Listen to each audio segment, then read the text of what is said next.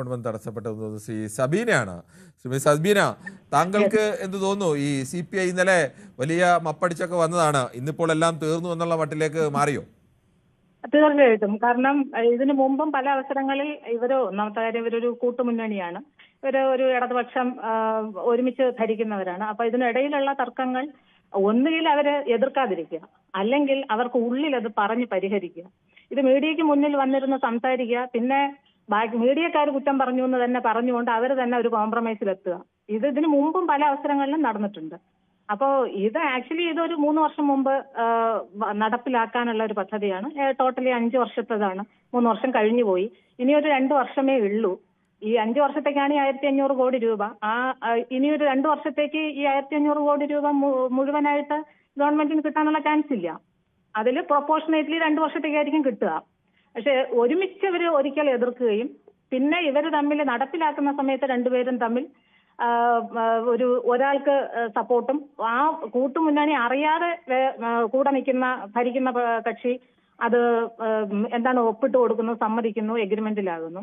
അപ്പൊ ഇവർക്ക് എതിർപ്പുണ്ടെങ്കിൽ അത് അവർക്കുള്ളിൽ സംസാരിച്ച് തീർക്കുക എന്നുള്ളതാണ്. അല്ലെങ്കിൽ എന്നേക്കുമായിട്ട് എതിർത്ത് തന്നെ നിൽക്കുക, ജനങ്ങൾക്ക് മുമ്പിലേക്ക് ഒരു വിഷയം എടുത്തിടുക, പിന്നെ അവര് തമ്മിൽ ജനങ്ങൾ അറിയാതെ തന്നെ കോംപ്രമൈസിലാവുക. അതൊരു ശരിയായിട്ടുള്ള ഒരു നടപടിയായിട്ട് തോന്നുന്നില്ല. ശരി, താങ്കളുടെ അഭിപ്രായം വളരെ വ്യക്തമാണ് സബീന. മറ്റ് പ്രേക്ഷകൻ കൂടിയുണ്ട്.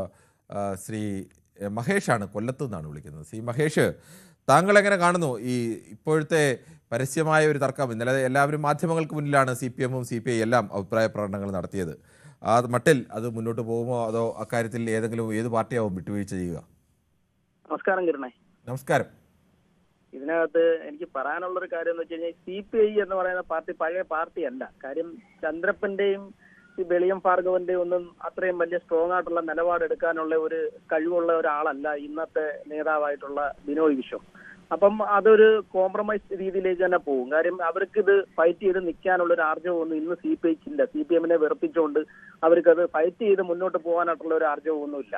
അപ്പോൾ ഇത് തീർച്ചയായിട്ടും അത് ഒരു കോംപ്രമൈസിലേക്ക് പോകും. അവർ തന്നെ സോൾവ് ആയിട്ട് അവർ തന്നെ എന്തായാലും ബാക്കിയുള്ള ആരും പ്രതീക്ഷിക്കുന്ന കൂട്ട് CPI ഒരിക്കലും LDF വിട്ട് പോകത്തൊന്നുമില്ല. അവർ എത്ര കാലമായാലും ഈ ഒരു പാർട്ടി തന്നെ ഒരു അടിമകളെ പോലെ കഴിഞ്ഞോളും. അത് അങ്ങനെ ഒരു അഭിപ്രായമാണ് എനിക്ക് പറയാനുള്ളത്.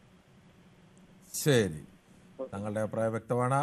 മറ്റ് പ്രശ്നങ്ങളിലേക്ക് കൂടി പോകേണ്ടതുണ്ട്. ശ്രീ രഞ്ജിത്താണ്, പന്തളത്ത് നിന്നാണ് വിളിക്കുന്നത്. ശ്രീ രഞ്ജിത്ത്, താങ്കൾക്ക് എന്താണ് തോന്നുന്നത് ഈ വിഷയത്തിൽ? നമസ്കാരം. നമസ്കാരം.